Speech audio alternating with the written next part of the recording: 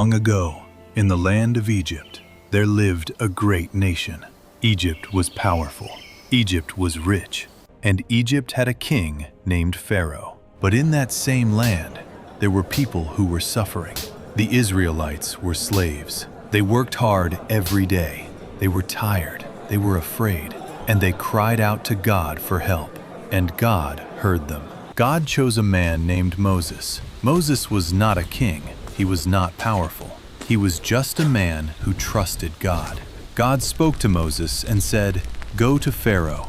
Tell him to let my people go." Moses was afraid, but he obeyed God. So Moses went to Pharaoh, and he spoke these powerful words, "Let my people go." But Pharaoh did not listen.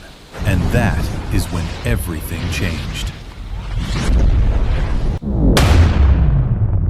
Aaron stretched out his staff, and suddenly the river changed. The water turned red. The fish died. The river smelled terrible. The people could not drink the water anymore. Egypt was shocked. But Pharaoh still said, "No." Then frogs came. They came from the river, filled the streets, jumped into houses, on the beds, and in the kitchens. The whole land was filled with frogs. Pharaoh begged Moses to stop it. But when the frogs were gone, Pharaoh changed his mind again. Next, the dust of the land turned into tiny insects. They covered the people. They covered the animals. There was no place to hide. Then came flies. Dark clouds of flies filled the air. The houses were full. The streets were full. The people were afraid.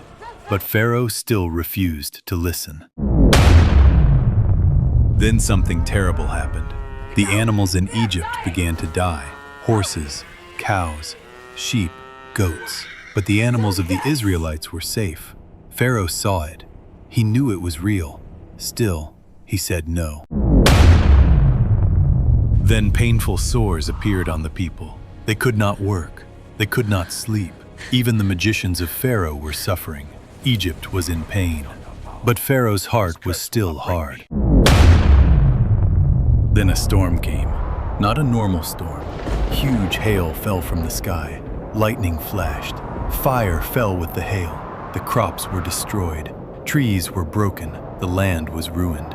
Pharaoh was afraid, but still, he did not let the people go. Then came the locusts, millions of them. They covered the ground. They covered the trees. They ate everything that was left. Nothing green remained. Egypt was completely destroyed. Still, Pharaoh refused. Then darkness came.